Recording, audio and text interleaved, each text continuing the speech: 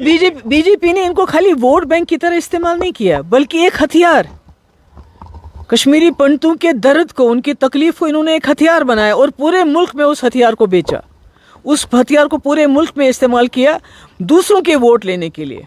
हमारे कश्मीरी पंडित भाई, उनके वोट तो बहुत ज़्यादा नहीं हैं, मगर उनके दर्द को, उनकी तकलीफ को बीजेपी ने घर घर जगह जगह जाके हथियार की तरह इस्तेमाल किया, मगर और उनके लिए कुछ भी नहीं किया।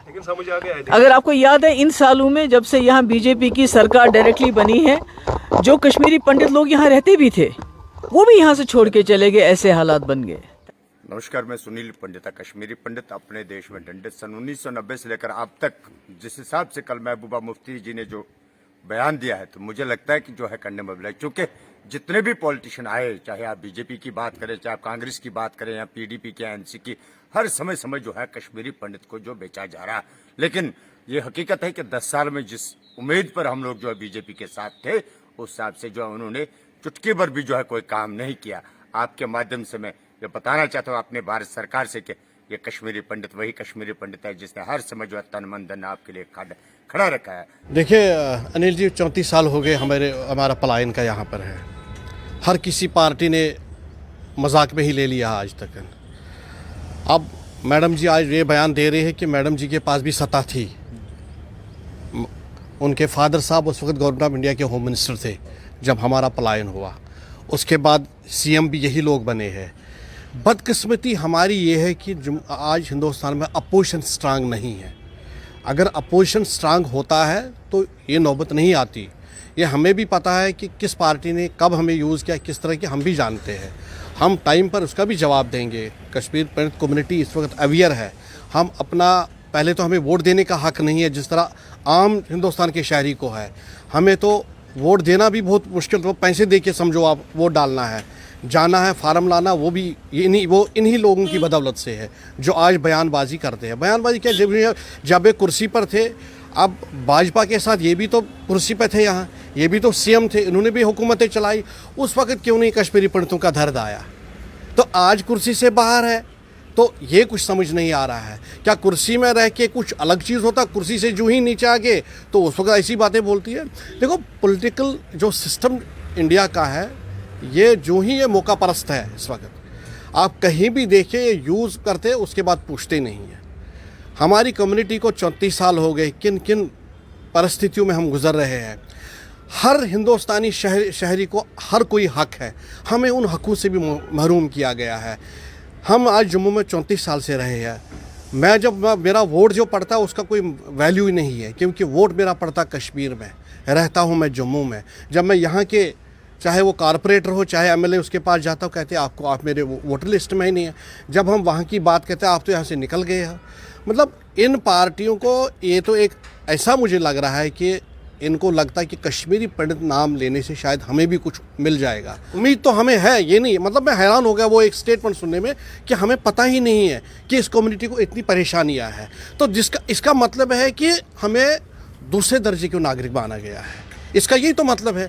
अगर आज तक पता नहीं है, जिसका वर्ल्ड में डंडोरा पीटा रहा है, कश्मीर का नाम लेके, कश्मीरी पंडित का नाम लेके, कश्मीर फाइल को नाम लेके, मुझे ये कहने में कोई हर्ज नहीं इस वक्त। क्या ये काम आपको यूज़ करने के लिए था? ये मौका है इस वक्त हमारी कम्युनिटी को, हम अवेयर है इस वक्त, और हम जो ये वोट का जो इस्तेमाल होगा वो इसको सोच समझ के होगा हमारी कम्युनिटी का। क्योंकि सीनियर लीडर और जम्मू कश्मीर के पूर्व डिप्टी सीएम कविंद्र गुप्ता इस वक्त हमारे साथ मौजूद है। गुप्ता साहब, किस तरह से देखते हैं, कुछ देर पहले महबूबा मुफ्ती ने जो है ये कहा है कि वोट बैंक की राजनीति के लिए कश्मीरी पंडितों को पिछले 10 साल से भाजपा इस्तेमाल कर रही है, और उन्होंने कहा कि एक वेपन की तरह इस्तेमाल किया गया है। इसे आप कैसे देखते हैं?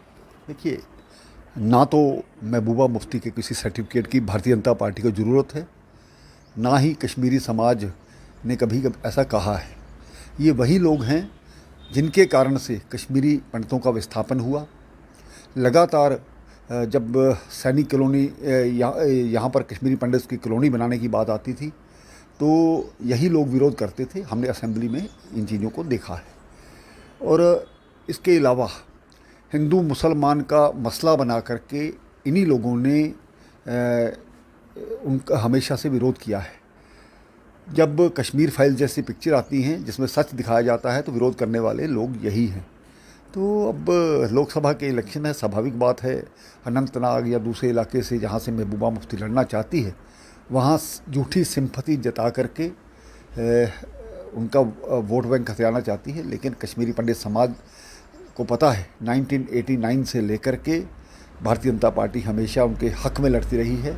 जहाँ भी वो रहे हैं उनका वोट बनाना, उनका डोमिसाइल बनाना, उनको यहाँ पर लाना, हर प्रकार से उनकी चिंता हुई है। जब भी ये होगा पहले शांति व्यवस्था सही बनाने की ज़रूरत थी कश्मीरी पंडित समाज के लिए। ये तो उनकी कॉलोनीज़ भी नहीं बसने दे रही। तो जो महबूबा ने कहा है बिल्कुल गलत है।